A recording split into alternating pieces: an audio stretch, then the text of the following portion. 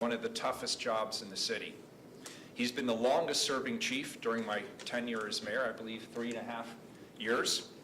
We've spoken many times over the last few months about what the next chapter might look like when Chuck was ready. I'm pleased to have him step into his new role leading the Bureau's community engagement efforts. Chuck's knowledge, compassion, and innate talent for developing relationships will serve the community and the Bureau very well. He has nothing but my support, my admiration, and my gratitude for his service. As I noted last week, we stand on the precipice of a complete overhaul of our city's government, and I take very seriously my responsibility to deliver a functional city to the new mayor and the new city council. With a little over a year left before that handoff takes place, I've decided the best path forward is to appoint an interim chief to take the reins and preserve the incoming mayor's right to recruit and appoint a long-term police chief in 2025. To be done correctly, experience shows us that a full recruitment would take the better part of a year, and it should be aligned with the new mayor's priorities and with the community's involvement. Fortunately, I can confidently say that I've selected an interim chief who's an experienced leader who knows the Bureau inside and out, having worked in a wide variety of roles at the Portland Police Bureau over a number of years. Someone who understands the importance of our work with the Department of Justice, as well as the need to collaborate with our community to guide an effective police bureau. And somebody who is well versed regarding not only our city's history, but also its current reality amidst gun violence, homelessness, and behavioral health issues. Bob Day is uniquely qualified to step into this role on day one. Like Chuck, Bob is stepping forward at a very critical and difficult time in history. I've known Bob for many years, and I have no doubt that he can see the Bureau through this pivotal stage in our history. Bob, I want to thank you for your service and for your commitment not only to the Portland Police Bureau, but to the city as well. And with that, I'd like to now welcome Bob to say a few words. Thanks for being here. Thanks, Chuck. Good afternoon. Thank you, Mayor. Thank you for your service. Thank you for your confidence in me. Thank you for your sacrifice. When my wife Lauren and I were talking about why I would want to come out of retirement, take on this challenge, working closely with the mayor and his commitment to the next 16 months or so of transition was one of those pivotal reasons. I believe in his desire to see the city be successful, and I think there's true opportunity to see that happen. Another thing that excites me is this decision by Chuck to step aside allows for Chuck and I to continue to work together. We've been friends going back many years as he came on the organization after I'd been on for a long time. Chuck was instrumental in a real pivotal change in my understanding around community engagement, particularly around race and African-American police relations. In fact, this morning I was reminded in the early 2000s, Chuck gave me this book, Courageous Conversations About Race. At the time, he was an SRO at Jefferson High School. I was a command officer, but I would come to him and ask for some insight and some understanding of some of the history and the challenges. And he sought out this book that was being used as part of the curriculum in the school at the time, got an extra copy, brought it to me. I still have the note on the front, addressing me by my proper title, encouraging me to take a look at it. Sincerely, Chuck. That's the friendship and the relationship that we have going back almost 20 years. I value him, respect him, and the opportunity for us to step into this space together is really exciting to me. So thank you, Chuck, for your service and sacrifice this time as well. In the early 90s, I was part of the Mounted Patrol Unit. It was a great job, a crazy endeavor to put a horse in downtown Portland, but a great job. And at the time, there was a sergeant who'd been in the unit for many years by the name of Dave Poole. And you might remember that the Mounted Patrol Unit used to be located at Northwest 9th and Lovejoy on the north end of town, which of course looks incredibly different today. But back in those days, we'd get on our horse and we would ride south into the city. Now, I was a young patrol officer, and my mind was simply around enforcement, and the challenge of trying to catch people doing things illegally from horseback really was just too tempting to resist. How could you not see the red-headed, fully dressed uniform on a 1,000-pound brown animal clippity-clopping down the sidewalk and not get away? But I was focused and determined to make sure that I was an effective police officer in the area of enforcement. And so I would ride into Old Town, a natural transition point, and I would focus on making drug arrests. And I had some success. Dave Poole had been in the unit for many years as an officer. He was my sergeant. And Dave used to come farther into downtown, and he would go to O'Brien Square, or he would go to Pioneer Square, and he would sit on his horse and for hours talk to the young people. It was a common hangout place back then, and many of the kids who were seeking services downtown would hang out either at Pioneer Square or O'Brien Square. I was in my 20s. I had no patience or tolerance for those conversations. I had a duty to sworn to protect and serve, and I was going to make arrests, and that's what I was doing. But Dave used to say to me, Bob, there's a whole city south of Burnside. There's a whole city south of Burnside. So over time, as I began to realize I needed to step out a little bit, I would come south of Burnside. And inevitably, a week or 2 weeks would go by, and I'd be riding down the sidewalk, and somebody stopped me, usually a young adult, maybe in their 20s. They'd say, hey, is Sergeant Poole working? And I think, well, no, he's on his day off, or maybe he's at Pioneer Square. I said, well, you tell him he changed my life. Well, okay, so I'd go a little farther, or maybe a month or two go by, and somebody stopped me. They'd say, is Poole around? And I'd say, no, I don't know, maybe he's his day off. Well, you tell him I'm clean and sober. You tell him I'm clean and sober. And he changed my life. And this happened repeatedly throughout my time on the department as I walked around downtown. Now, if you look back on my success in Old Town today, I don't think that I probably achieved the goal, despite my hard work and despite the importance of enforcement, which I believe is a component of what we do in policing. But what I learned in that time period with Sergeant Poole was about humanity, was about context, was about environment, being able to see past just the behavior. And that's something that I've tried to embody throughout my career and clearly has become a priority for me since I retired 4 years ago as I've stepped into multiple places. Now, the obvious question that you're probably all asking, and the reason that my phone is blowing up in my pocket right now, is why in the world I would do this. My golf game is finally under 90. I have been traveling. I've developed a successful speaking and presenting business where I'm opportunity to be in working with C-suite executives around the country and other police leaders. But at my heart, I'm passionate for the city. I'm passionate for the Police Bureau.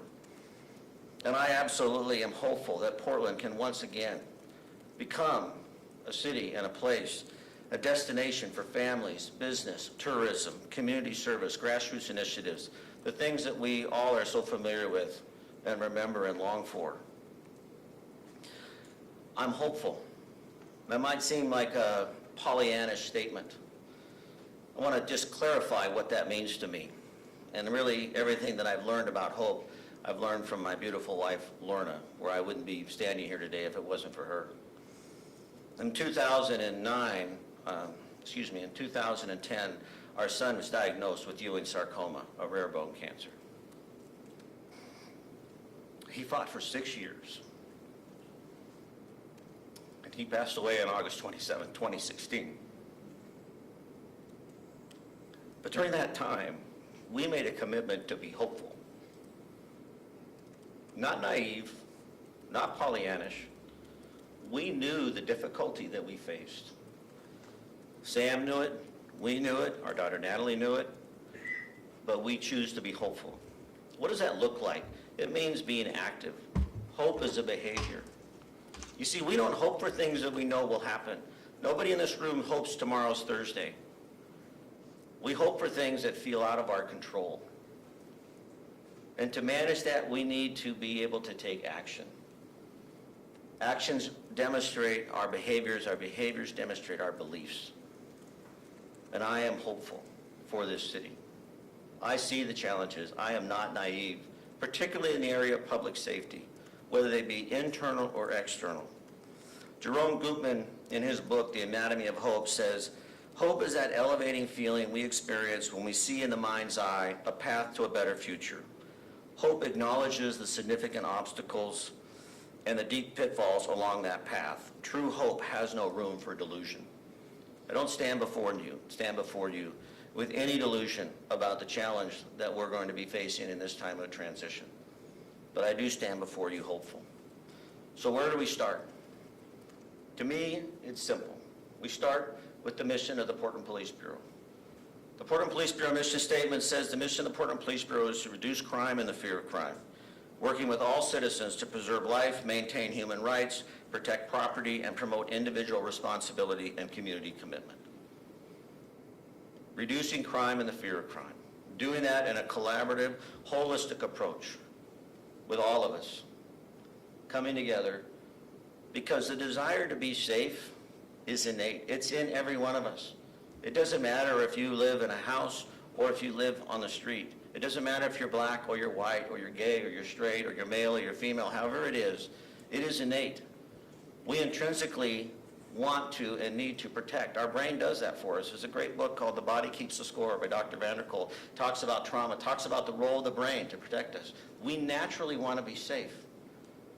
So this is an issue that's internal to all of us, and it's an issue that actually binds us all together. Certainly there's discussion to be had about what that looks like and how it all works, and I'm not naive to that. But in my hopeful desire for success for the city and for the Police Bureau is that we can pull from that innate belief that we want to be safe. And this is the wheelhouse of the Portland Police Bureau. Whether it's significant serious crimes such as homicide and gun violence and traffic accidents, or whether it's disorder, vandalism, minor thefts, it runs the gamut. But I'm going to be challenged as to not only deal with the practicality of what we're facing, but also consider the context. None of us do it alone. An often used phrase is police are the community and the community are the police. I intend to leverage all the resources of PPB, along with city bureaus, county, state, regional partners, federal partners, community activists, business associations, neighborhood associations. This city is not short on people being interested in leaning in. And one of the things that's motivating me and exciting me is the fact that there are many people who have been on the sidelines for a long time that are now leaning in and saying, hey, I want to be a part of the solution. We see that Portland is on the precipice, as the mayor mentioned, and we want to be part of the solution. I'm excited to join with them inside and outside the organization. I'm going to finish with two quotes, and as we spend time together over the coming months, you'll find that I like to use quotes. They encourage me, and there are so many great people who have gone before me that I just need to rely upon. One is from the civil rights leader, James Baldwin, one of my favorite authors. He said, not everything we face can be changed, but nothing can be changed until it is faced. Not everything we face can be changed, but nothing can be changed until it is faced. My commitment to you is a willingness to face the things that need to be changed. I don't know if we're going to be able to change them. That's not the promise I can give you at this moment. But I do have a commitment to be willing to face those changes, those things that need to be changed. And the reason I can share that is because in the time, particularly since I left the organization, as I've stepped into the racial justice, social justice conversation around behavioral health, other intersections with law enforcement, I could take the rest of this time sharing stories that have changed my life in relationship with people from all spectrums that many, many times over the years have thought I would never be in a room with this person. Now I am, and I'm learning. I'm better for it. The other commitment I have for you, and the other quote, is one that if those who worked in the training division will be familiar with in 2010, when I ran across this from former Green Bay Packers head coach, Vince Lombardi, when he said that we will chase perfection. We will chase it relentlessly, knowing all the while we can never attain it, but along the way we shall catch excellence. My desire, my passion is that we will chase perfection, and along the way we will catch excellence.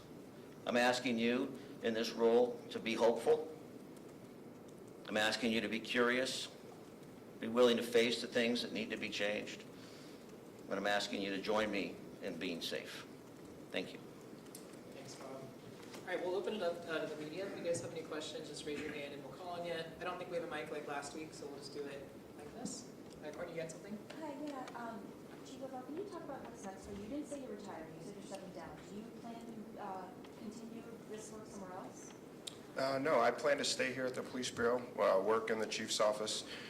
Bob and I will continue to work closely together, and I'll do work around community engagement for the Police Bureau, like I've done throughout my whole career. But I'll be in that role going forward after the 11th. All right, okay. Do you have any specific goals for what that community engagement will look like initially? Well, prior to my taking the Chief's role, I was in charge of our Community Services Division, and I think there's a need and there's always been a desire to really build that capacity out, and I think it'll be work around that. But I'll work closely with the mayor and Chief Day, and we'll kind of figure out kind of what the best path going forward around community engagement is. All right, Blair? Yeah, why now? I mean, this is a pressing time in the city. There's an impending city council overhaul. What was your deciding factor? Yeah, for me, you know, I took this job essentially overnight in June of 2020. And I always knew that I wasn't going to do it for the 7 years remaining I had in my career. So I think it's always been a question of when is the right time. And I think for me, you know, with the mayor's decision not to seek re-election, it gives you a point in time where it's probably wise to reflect and see kind of where you're at. And for me, I just felt like it was time. And like you said, there are a lot of important things going on in this city right now. And I think when you start feeling that way, then it probably is time. What progress do you feel you were able to make in the last 3 years? You know, the last 3 years have been challenging. I don't have to tell anyone in this room what the last 3 years have been like, particularly the first two. But there's a great many good things that have happened at the Police Bureau and continue to happen today. You know, to come through 2020, to start rebuilding and restaffing. You know, we're right now rolling out our pilot for body-worn camera, which I think is going to be huge for the Bureau and the community. We instituted the ABLE program, which I think is going to be very helpful in just internal accountability for one another.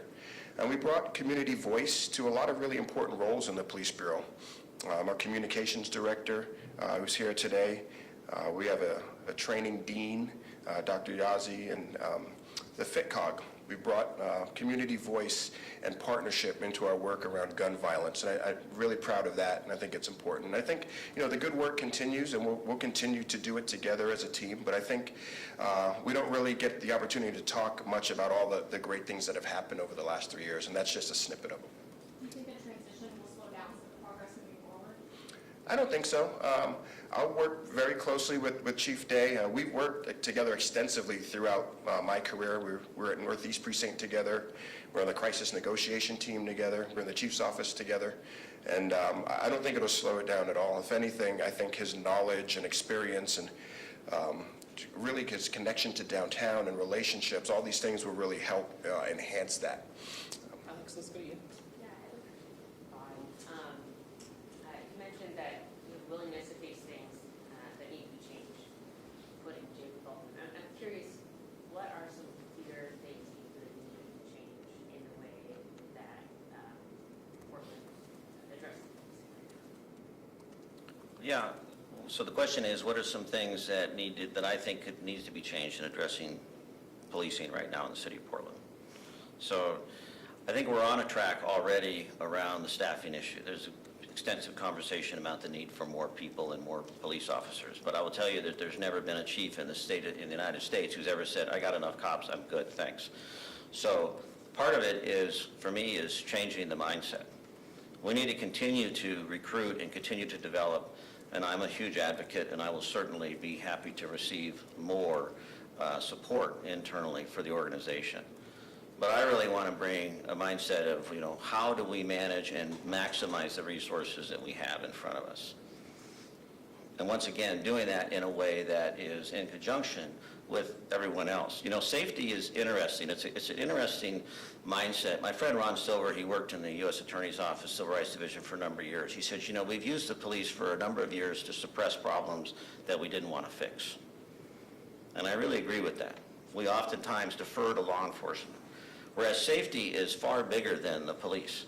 We know that safety is connected to clean water, to education, to housing, to employment, to well-marked safe streets, et cetera, et cetera. So I absolutely see and understand the importance and the role of policing in the public safety conversation, but I see this as a system. And I want us to be able to see this as a system versus trying to rely upon an individual or a single city bureau to address this. That's great. Brandon?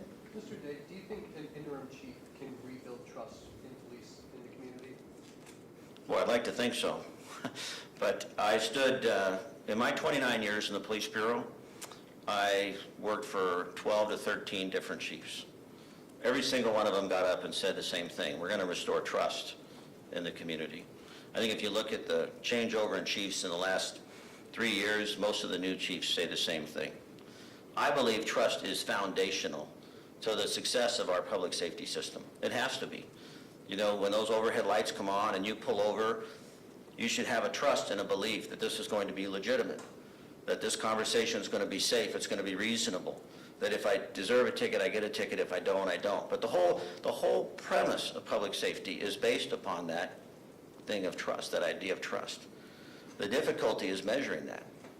How do we measure that? There are ways to measure it, whether it's community engagement, maybe it's lack of internal affairs complaints, whatever it is. So my 100,000 foot level is trust is essential. It's also the bedrock and the umbrella. But I'm careful to say that, you know, I'm going to be able to build that because I'm not 100% sure if any of us know exactly what that looks like. We have some ideas. You have some, I have some, everybody does because we're individuals. So I'm going to pursue that passionately and, once again, be hopeful that there might be some new ways to discover that. And just to follow up, on the other side, how do you get officers to buy into your vision when you have, not to say an expiration date, but you have a time frame? Right, expiration date, that's all right. You know, that's certainly a challenge. Once again, let's face something, the reality. There could be members of the organization that'll say, we'll just wait them out. You know, we don't have, you know, we'll just wait them out. There's a timeline here. I would argue, and given my experience of almost 30 years in law enforcement, that there are members that do that for permanently appointed chiefs. So the fortunate thing that I have in my favor is I know this is a sprint. And I'm going to be looking for those that are willing to, as I like to use the term often, lean in and do the work. So we're going to be highlighting and seeking those and elevating those and creating opportunity for those that want to do the work. The problems will present themselves. I won't have to go looking for problems. I know that. I won't have to go looking for challenges. Those will present themselves, and that will take up a good portion of my time. But I'm committed to extending that time to really focus on the things that are going well. And my hope is, and my belief is, because I know so many of the men and women in the organization, that they'll respond to that. None of us step into this job and raise our hand and say, yeah, pick me, I'll do this. I hope it sucks. You know, we all step in. If you ever go to a graduation down at DPSST, it's amazing. You should do it. You should go down and just see the excitement of 40 recruits. It'll be 60 soon with the new legislation change. 60 recruits, all accepting the oath for the first time. I went every single time we had a Portland graduation that I was in town from 2010 till I retired. Because you see these young people stand up there, raise their hand, take an oath. This is what I swear to do. I like to take people with me to remind them and remind myself that's what we're about, and that's what I'm going to be appealing to our officers. Max? I know the mayor said that this will be an interim position until the next mayor can choose. Would you be interested in holding on to this job beyond 2025? No. Short, direct answer, no. Mrs. Day almost said it, but I said it for her. But what I will say is that in 2025, my job, if I do my job well, we will be positioned that this will be a sought-after role, that people will around the country say, man, that'd be a good job to have, to be the chief of police of Portland. We used to be in that context and in that conversation. And so I want to work collaboratively with the new city manager and the new mayor to be the biggest recruiter and the biggest promoter, to find the best possible fit, whether it's an internal candidate or an external candidate. But I got too much invested in golf lessons to just leave it for the next 5 years or however long, so thank you. All right, yep. A question for the mayor, if you don't mind? Not at all. With the transition to a new government, new form of government for us, and the idea that maybe the mayor's office will take charge of all the bureaus, will we see more of these kinds of changes when it comes to that? Could you be more specific? I'm not sure I understand. We're seeing a transition with the chief stepping down. Right. as we move to your office, taking charge of all the bureaus, are there other plans or are there other thoughts of that kind of thing going on? I am not going to tell you today that we have specific plans around transitioning senior leadership in or out. That's not on the table at this point. This is a very specific circumstance related to the chief.